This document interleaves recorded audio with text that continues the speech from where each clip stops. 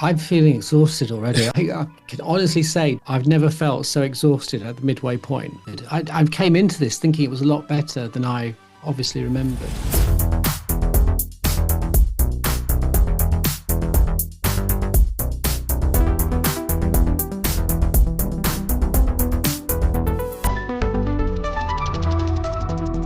Okay, 3, 2, 1. So this is episode 2 of Trial of a Time Lord, if you're just rejoining us in a more episodic format. And Or is it episode 2 of The Mysterious Planet? well, yes. Well, it's both at this stage, isn't it? Well, I think, again, as I say, that is the problem. You can't... There's very little impetus to watch these as standalones because it's always going to be... And that, I mean, that's a problem with the conception of the series, isn't it? This series, series 23, season 23. Yeah. And I think when your overall arc is not actually that interesting, that's the problem. Well, But then at the same time, I have to say, as much as I say, Mysterious Planet looks quite good, the performances are nice. It is actually quite bland. Yeah, that's a problem. It's a bit forgettable. Nothing very memorable. Yeah. Yeah. Some might even argue that the trial elevates it a bit for this. Some of it, maybe. I'm not 100% sure. I think it'd be nice for Colin to have had like one of those episodes which is kind of mid, but kind of nice for being mid, where you can just sit back and just enjoy it. I think like Black Orchid is kind of a mid one for Peter Davison. It's not mind blowing. The story is a bit of a mess, but it's just a nice, gentle watch. And Baker doesn't get any of those. No.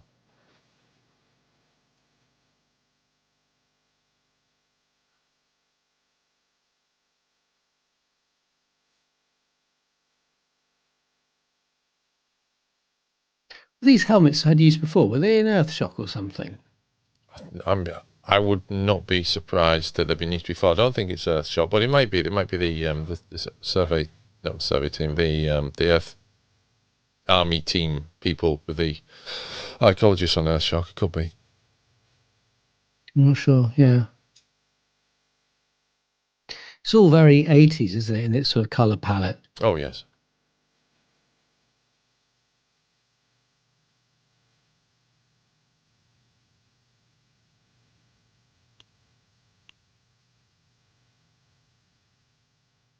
Yeah, I think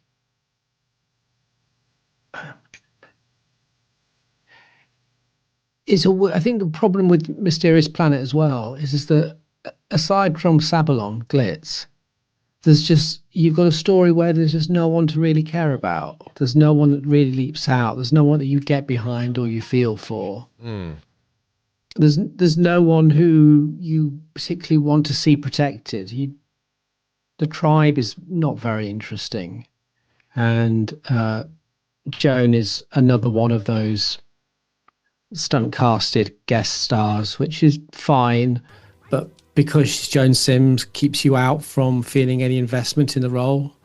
And again, it's a bit of a danger with Brian Blessed as well, unfortunately, who is great. He's Brian Blessed, and we love that, but that's the problem. He's Brian Blessed. Yeah. And so you end up with Mysterious Planet not really rooting or caring for anyone, and you're just watching the stuff happen. And I'm not sure where the blame is for that, or whether that's just a personal feeling. I don't know.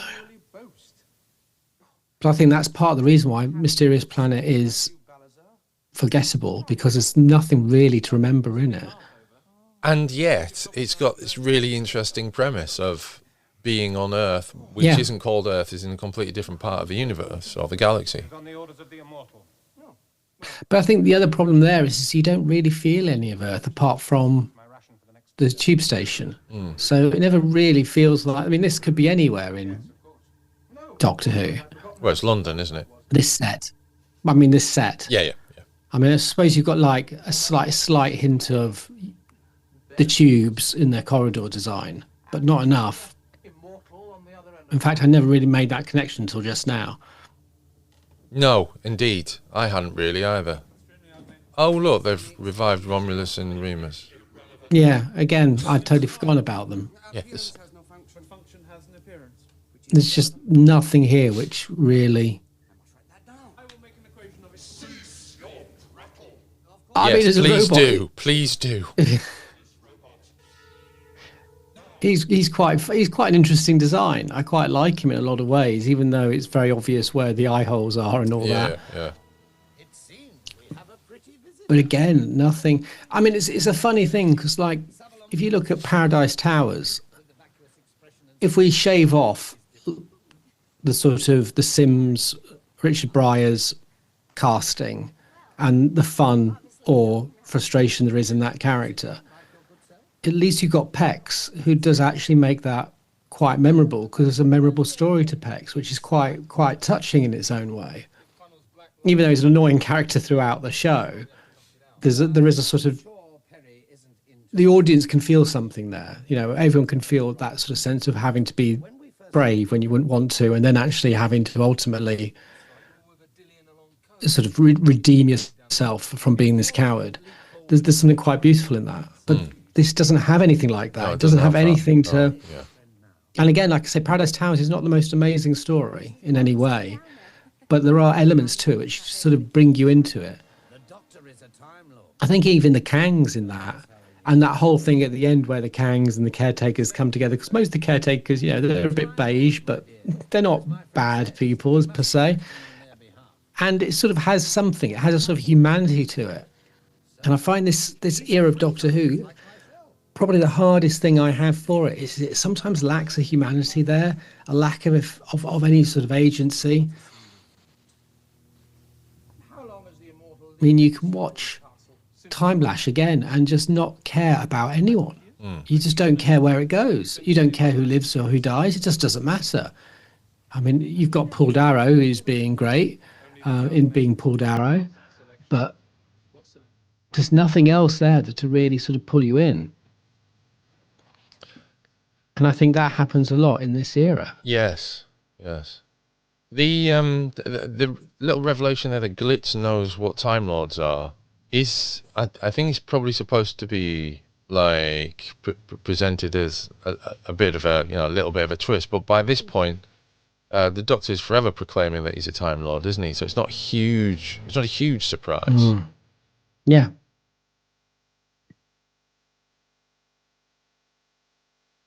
Speaking of Paradise Towers, Mm-hmm. Is it the same although I show? always say this is, I don't think so, No. but it's a very similar Yeah. design, but better. This is far better than the Paradise. If they'd used this, I mean, they could have as well. They could have done a callback to a service robot. It works better than the Paradise Towers one as well. Yeah. Mm.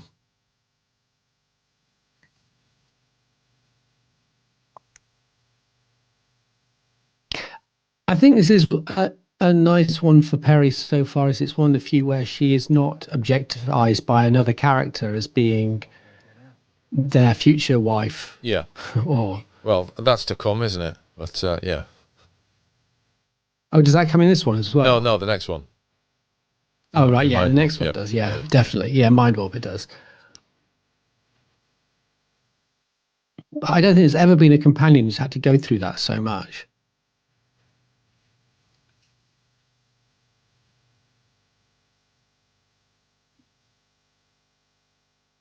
I mean, it's funny watching Attack of the Cybermen and the same problem in there. There's just no one to root for, and the only one you actually end up caring for is kind of Lytton.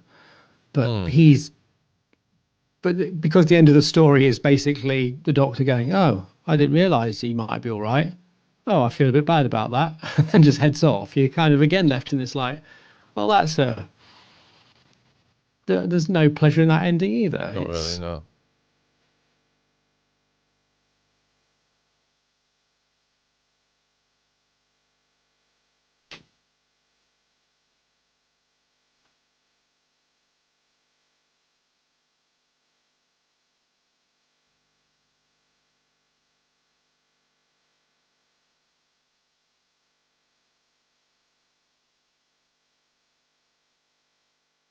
And I don't know how many rewrites this went through, but it also feels a bit of a phoned in story. It feels like a lot of the usual Doctor Who jigsaw pieces in this,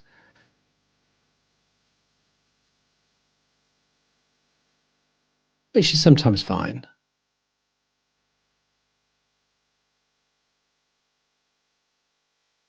But I think that's, I quite like how that thing moves. Mm. It does move very much. And they wouldn't know it now. They wouldn't know it then. Um, but it moves like a lot of automated devices Yeah, that yeah, you will yeah. see now, probably in your living room at the moment, cleaning the floor. It has a Yeah. very similar movement. It's probably one of the most accurate things Doctor Who has ever predicted. Accidentally, The future vacuum cleaner. Well done. but a bit smaller. One hopes.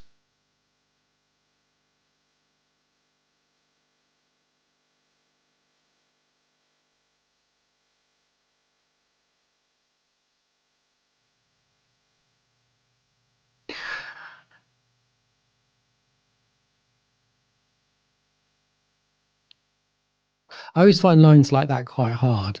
I'm wanted in the six Yeah, yeah, galaxies. yeah, It's very big term sci-fi talk, and you can say, well, this is part of the character. He's a grifter. He plays up, but it creates concepts which just don't feel very real, and therefore he doesn't feel very real yeah, because we don't know these galaxies. Do you know what I mean? yeah, yeah, It's yeah. No, I agree. And a I mean, very difficult line. it's a derivative from Star Wars as well, isn't it? Where it really doesn't matter. It's inconsequential in Star Wars because the guy dies like 3 seconds later. Yes, yes.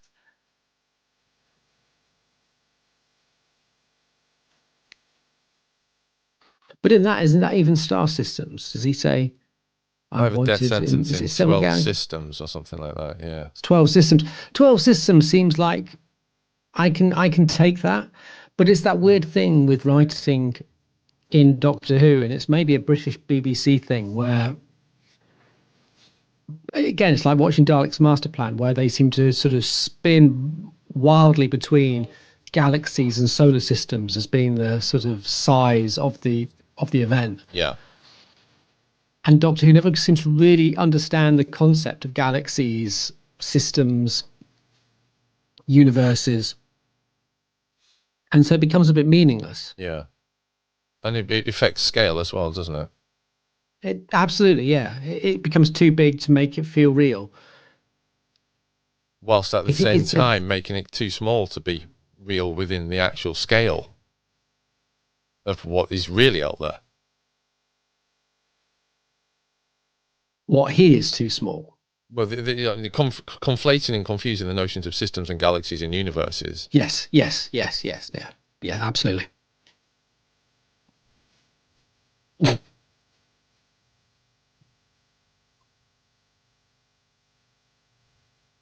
Hmm.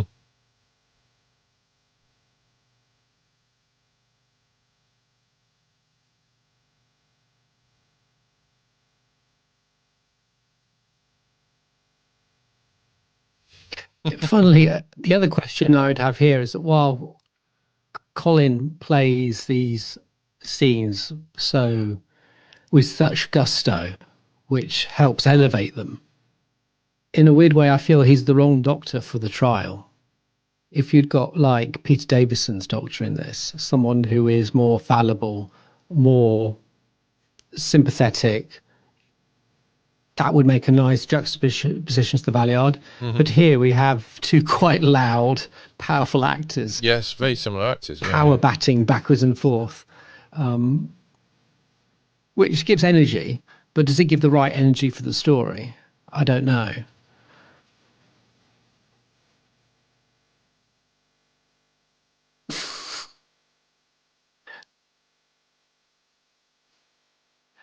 I just have a mix of feelings for that robot. Again,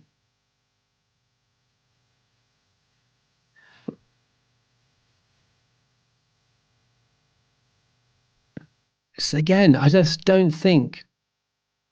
I think this is the problem. I mean, this interjection again takes us out of the story. It sort of tries to set up a challenge to the previous point in the previous Yeah. outburst. And I think it starts to feel like the two things are competing. We're no longer in the story, and yet there isn't a big enough thing in the court system here to really keep you there either. And it starts to damage what you've got here. You're Yeah. not purely watching either. It's like flicking between TV shows, And isn't it?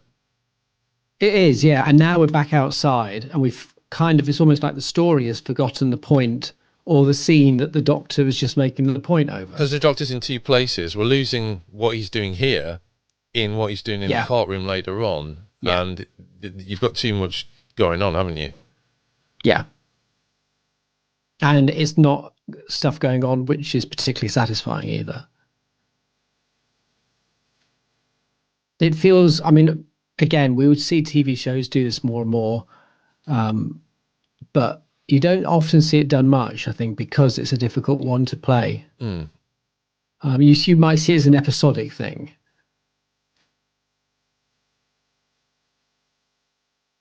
but then even then, it's usually done on a trial thing for Well, no, like I a, mean, who done it. it can be done. I was watching, there's an episode of, I think I mentioned this last time, I was watching One Foot in the Grave recently. There's an episode where Mrs. Walboys is relating a story to two ladies in a cafe Yeah, about something that happens between Victor yeah, and Margaret. And it cuts back to her midway through. And she appears in the story as well, but there's no confusion. You know what's going on. And I think because there's too many of these cuts in here to the courtroom. but I mean, but even in that sense, it's positioning the narrator Yeah, in a slightly different space sure. to support the story, while the trial is trying to It's doing two take things, its isn't own it? stories, yeah, Yes, and yes. yet also be Yeah. it's trying to elevate the story that's telling and make it more interesting, and yet be interesting, and it's just not. And I'd love to see a cut really where you just take all the trial stuff out and just see how it plays as a story on itself. I'm surprised that's not on the DVD. Mm. They should have done that. Versions of them without the trial bits Yeah. in. I think, as I said before, the problem with this one is that I don't think it would massively elevate the story without them. It would just make it flow better. But I think it would do a lot for Mind Warp. I think it would do a lot, certainly do a lot for Terror of the Vervoids. I mean, I think Terror of the Vervoids has the hallmarks of being, one of those classic Doctor Who's, which again gets kind of lost because of the trial. Mm. That's the thing about this serial, this season, I've noticed, is that it's got some really good casting. And, Hmm. you've got, we've got John, I'm not going to say John Sims is good casting, she's star casting. You've got Tony Selby and Glenn, whose name escapes me. You've got, later on, you've got, we've got Tom Chadbourne in here as well. Later on, Yeah. we've got the trial cast as well. Then in Mind Warp, you've got Brian Blessed and various other people in there. And in the Terror of the Vervoid, you've got Honor Blackman and the people she works with. Great casting there. The ship's crew aren't so good, but there's some good performances in there, particularly in Mind Warp and Terror of the Vervoid, and they kind of get overlooked because of Trial of a Time Lord, and no one's watching Trial of a Time Lord. No one wants to go back to Trial of a Time Lord, really, because there's so much that doesn't work with it, and you're interjecting court scenes and everything. The court scenes do upset it considerably, don't they? Really, and I think it's Yeah. overlooked because of them. Yeah. Yeah. Well, again, as I say, you've got to, are you watching Terror of the Vervoids or are you watching part 3 of Trial of the Time Lord? Yeah. And invariably, Trial of the Time Lord tends to win out outside of specific fan focuses.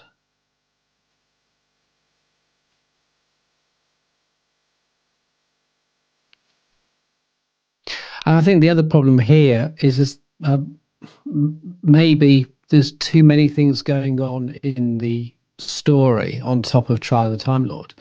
You've got the you've got the stuff the Doctor's doing at the moment. You've got this whole thing going on between these two aspects of this society. You've got the stuff going on with Glitz and the people on the above. You've got Perry kind of sitting in between somewhere. And again, none of that is that engaging.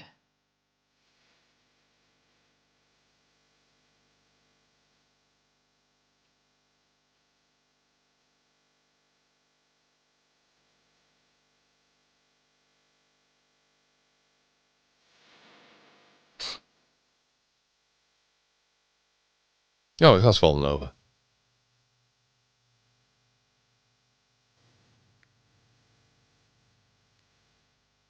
I wonder if there's a safety reason that they do that explosion at such distance, because you have this weird shot of Dibber close up ground level jumping down because of this big explosion, and then you pull back and have the thing in the distance and this little poof, Yeah. and it just doesn't sell it. Well, if you were closer and lower, that would have perhaps been a more, Yeah, needed a bigger explosion or some CGI.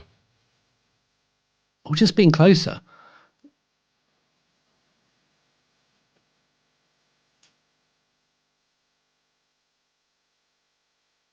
Yeah, God, I'm just seeing it now. All the reds and the yellows. It's meant to be like the underground lines, isn't it? Mm. That's coating the corridors. It's a nice idea. And the green.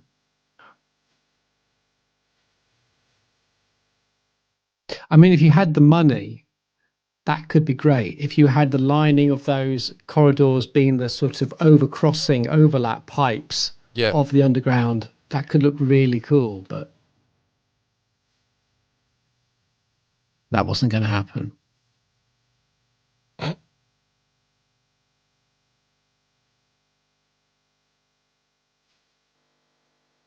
Michael Jason always seems to me, particularly in this, but the sort of actor who doesn't require much direction.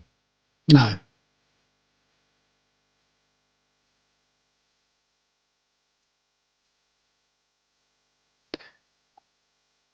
And again, the other classic problem with this story, which I know has been talked about a lot, is that, and I don't always agree it's a problem, but I think it is in this run of stories, is that there's no sense of jeopardy for the Doctor anyway, because we know he's never going to die, but having him in the future recount it back Yes. flattens the sense of, Yes, yes, yes. even though we know that there would be no difference. And sometimes I think that can work fine. And other times I think it can just, again, as I say, flatten the sense of any tension.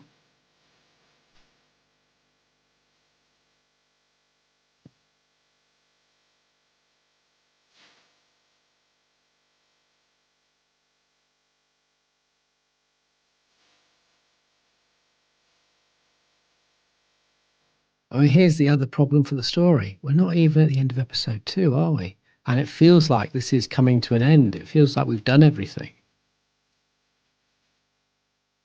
Oh, is this can't be how it ends?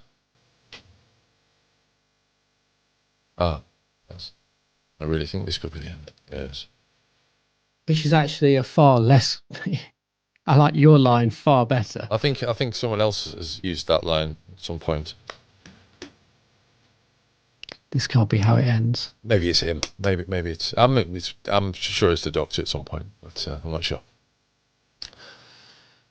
So that's part 2 of Trial of a Time Lord. I mean, how do we feel about Trial of a Time Lord at this point?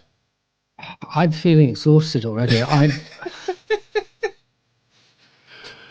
can honestly say, doing these commentaries, and we've done a few over the years, I've never felt so exhausted at the midway point. Yeah. And I think again, it's just not very good. I came into this thinking it was a lot better than I obviously remembered. But There I'm are in elements this. to it that I like.